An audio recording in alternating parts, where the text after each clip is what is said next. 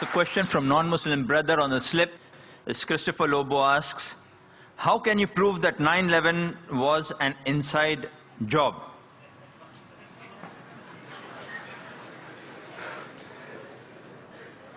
Brother Lobo has asked that how can I prove 9/11 was an inside job? I have got the proofs, I can repeat the proof, it has been proven by other people. Just a few days back, there was an article that came in the newspaper that 75 professors of US, they say, they believe that 9/11 was an inside job. And in the article, it was mentioned, it came in Times of India, I think on the 7th of September. It says that 75 professors and scientists belonging to different universities from different parts of US, they believe that 9/11 was inside job. And they say that there were some politicians in White House who have engineered the destruction of the Twin Towers. And they say the main reason was so that they could attack and they could have control of the oil-rich countries. Open secret, I told you.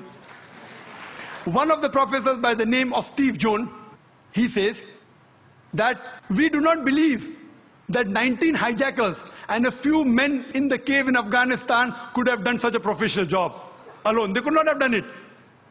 We don't believe. And by God, we are going to come to the truth and we are going to expose. We don't believe in the theory of the government. They don't believe in the theory of the government. And he further goes on to say that we as being professors and scientists, we know that the steel beam of the Twin Towers, they couldn't have melted at the temperature at which the jet fuel was there. And there were systematic bomb explosions which caused this to come down. Otherwise, it cannot come down. There are many tapes. There are many books written against it. I happen to watch many of them. I even happened to watch the video recording of this Professor Steve Jones. And yesterday's paper, we get another news. 3 days later, Professor Steve Jones sent on a paid leave. Imagine, paid leave. There are many tapes. If you happen to watch one of the tapes by the name of Loose Change, 9/11, it was done by a young American of 21 years old. He makes a 1-hour documentary. There are many are there. This 9/11 documentary, it has collected clips from the various of CNN, of Fox Channel, all the news clipping, he took interviews, etc., and made a 1-hour documentary. And then he says that people who saw the airplane, they said it cannot be a passenger carrier. It looked like a military plane. It didn't have any windows.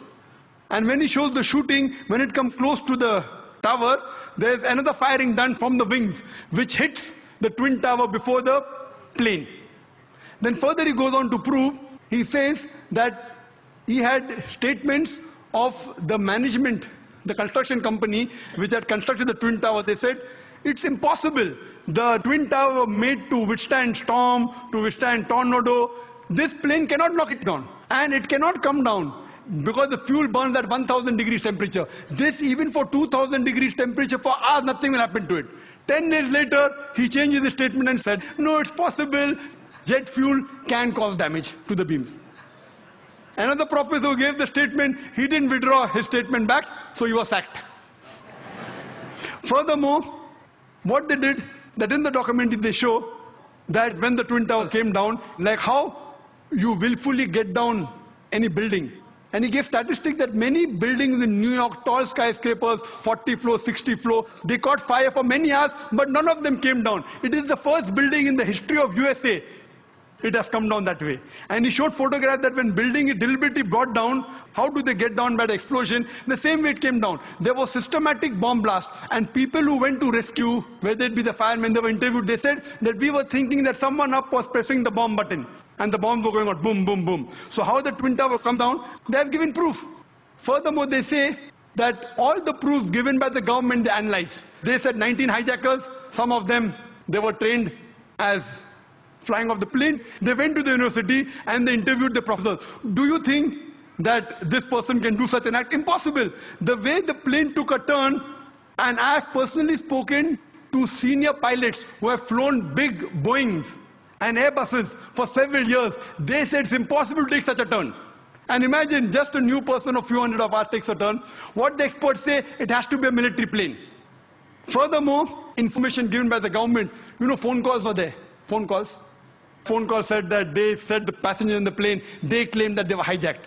One of the phone calls was by a flight attendant. She says that buildings, water, my God, my God. She's been flying for 12 years. Hasn't seen buildings in New York.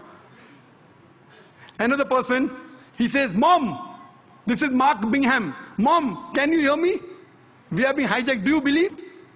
The question to be asked, if I'm going to speak to my mom, I will say Zakir. I'll not say I'm Zakir Naik speaking. He said I'm Mark Bingham. Mom, I'm Mark Bingham. If Mark has to speak to the mom, he will say I'm Mark. He will not say I'm Mark Bingham. He gave systematic proofs. Do you speak to your mother telling your surname? So all the proofs, all the phones were taped down, and then he did a survey that can the mobile phone work at 32,000 feet. When a survey was done at 4,000 feet, the chances of mobile working is 0.4%. At 8,000 feet, it is 0.1%. And 32,000 feet, it is 0.006%.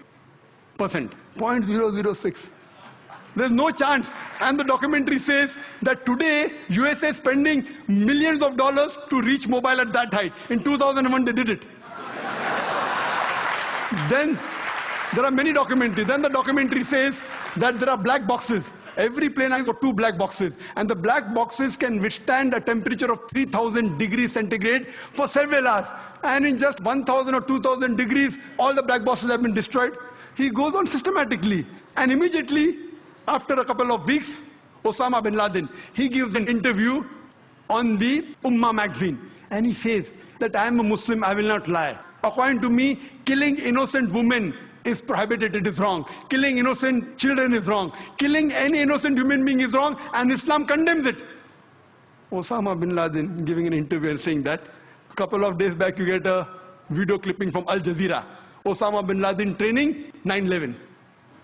Because 75 professors say it's an inside job, now they manipulate, and after 5 years, they're showing on the television. Why?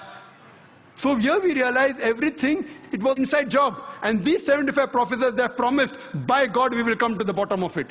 Regarding the second attack at Pentagon. At Pentagon, when the airplane crashed, there was no scraping on the grass. Nothing. Only a hole in the Pentagon.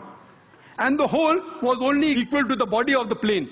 And we see a crater, and they showed on the television. But when the wings went, the wings weren't seen outside, neither were the window panes damaged of the Pentagon. If a plane body goes in and the wing stays out, either the wing will remain outside or the window pane will damage. The building was intact. So how could only in the circumference of a body of a plane, how can the wings go in as well as the tail? I mean, it's fabricated. The people who said that, the plane went just 40 feet above my head.